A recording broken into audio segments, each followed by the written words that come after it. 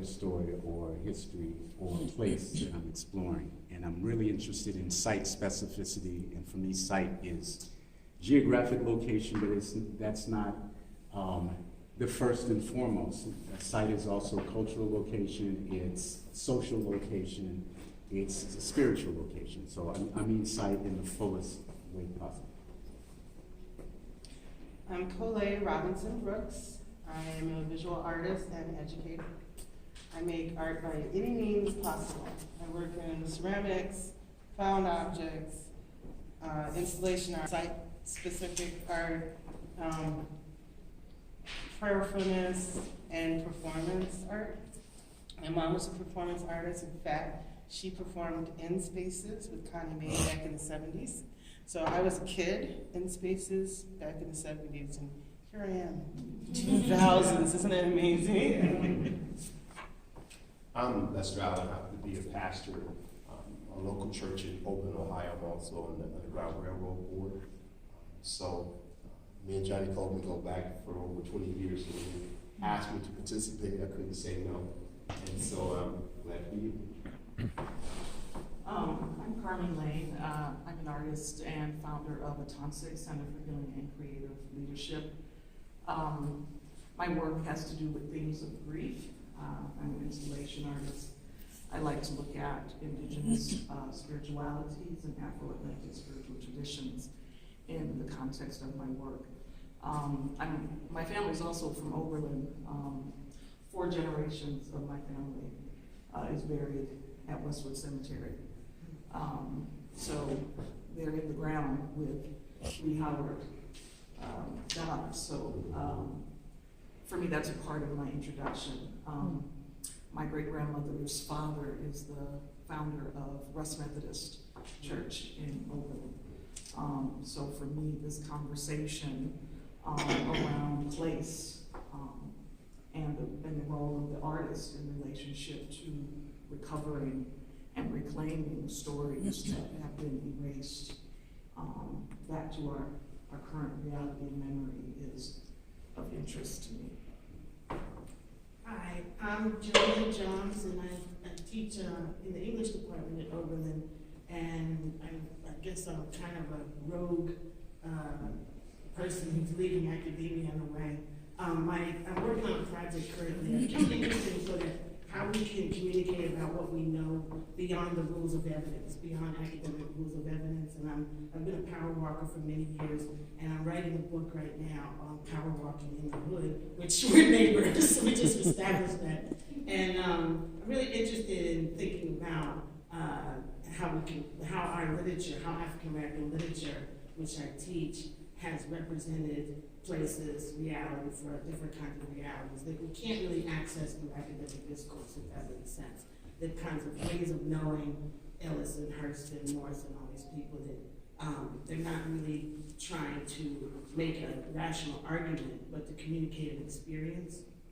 And so I've been interested in trying to explore that in language. Well, I'm honored to be at the table and really feel blessed that all of you agreed to sit at this table with me for a conversation that we'll see how it unfolds in its own organic shape and direction around this piece and around trying to speak this child back into history in a way that acknowledges his humanity and actually reaches out to him with some empathy in an attempt to retrieve him from a symbol to a person. Right? So I don't really know how to begin. When I first came to Oberlin 27 years ago, this July, one of the first things that I learned about, and I can't tell you how I heard the story because I don't really know. I don't remember. But one of the stories that was present and active and spoken consistently in Oberlin when I got here was the story of Lee Howard Dobbins. And I don't know when that story stopped being spoken, but what always struck me was that we weren't talking about a thing, and we weren't talking about a sign or a metaphor or a symbol.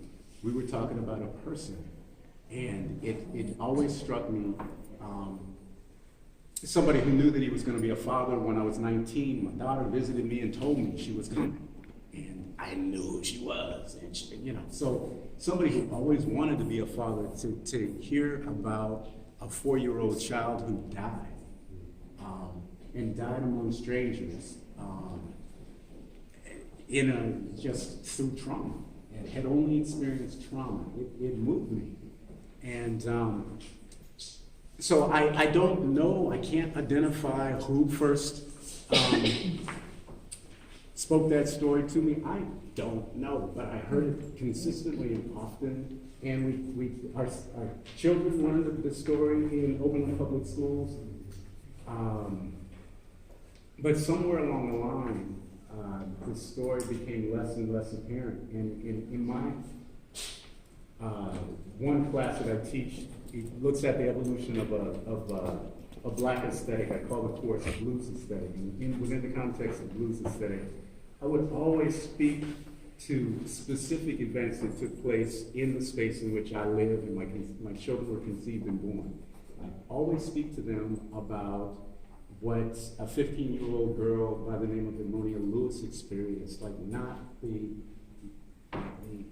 kind of rhetoric that we speak about, but specific experiences that she had, being beaten and left for dead, being accused of having given a group of housemates a Spanish fly. What's a Spanish fly? Just like dealing with the specific history that she had and what she experienced, dealing with the specific history of Charles Langston, dealing with very, very specific histories in that landscape. But I noticed over time that I was not hearing about Lee Howard Dobbins. And I don't know when that story stopped being something that was even referenced on the metaphorical level, where he was basically a symbol, but not a person. But some years ago, at some point it hit me that I needed to do, for me, and this is for me, I did a piece for me to try to speak him physically back into existence, just say his name out loud in the presence of other human beings living now. And so I did a piece for him, and in some of the research for that piece, I went to the archive at Oberlin College and saw what surprised me. It was the students that I've just had this conversation with, forgive me for referring back to this, but Lee Howard Dobbins' headstone is about 3 feet high, so roughly this high and that wide, in a cemetery that is still on the ground in Oberlin, where the majority of the headstones are like this and like that. So when he passed, the people of the town passed a hat in order to be able to purchase a headstone for him. And then what was put on the headstone, they did mention his name, but the majority of the headstone speaks about him as a fugitive slave child, and becomes a physical billboard for a village, their active resistance to the institution of slavery. And what I felt by that, and I'm owning this, but what I felt by that is that he was put out on Front Street as basically a sign or a symbol for like what we do in our resistance to this institution. But somewhere in that whole process, the person, I felt, got lost. So like my little romanticism and me bringing on my feelings, I felt that the person was not present. So this process that I'm engaged in is to try to, in the first piece, speak him back into existence. So I spoke to a number of African American women in the town in which I live and teach, and my children were conceived and born and raised. And in that space, I asked women who raised their own children there, or were born and raised their families there, to speak to this child, and they did that. And I brought their voices into a space that included some of the elements here: the dog, the sound of the lake, the creaking of the rocking chair. There's nothing else. Oh, the seat in the window. Those are the components from the first piece. So that first piece was to just really try to acknowledge his personhood and do that in an empathic, present, human, very real way. This piece for me is about something else, and it's dealing with a liminal space. And a recurring metaphor within Afro-Atlantic tradition is this notion of liminality and the crossroads, an intersection between past circumstance, present reality, and future possibility. Crossroads, a recurring salient theme that informs all of Afro-Atlantic cultures. And this gesture is to try and actively engage physically myself in a prayer for another human being who could have been my son or my grandson or my great-grandfather or my little brother. So I'll just say those words, put them on the table, and let's see what we're gonna do. Can I just say really quickly, I never heard about him until, like, it was either last Juneteenth or the Juneteenth before. I think it might have been just last Juneteenth. I've never heard his name spoken. I've taught in Oberlin for around 20 years or so, on and off, right? And I've heard a lot about, as Johnny's saying, resistance in Oberlin and the people living in, the college and the Underground Railroad and whatnot, the agents' resistance, and I've never heard, I had never heard of him. So I'm feeling what you're saying. Yeah. I just wanted to say that. Well, I know Johnny quite well, and he's the type that'll go deeper in his conversations about certain situations. When I first met Johnny, he was doing a piece on fathers and sons. And he just wanted to have a conversation of how he was going to raise your son. And he went in such depth on it. And so when he talked to me about this young man, I knew about it because I'm on the Underground Railroad board. We have asked Johnny to come and make a piece for us that has to do with the Underground Railroad board. And for you who don't know, Juneteenth is something that we do in Oakland every year. And it's wonderful. The community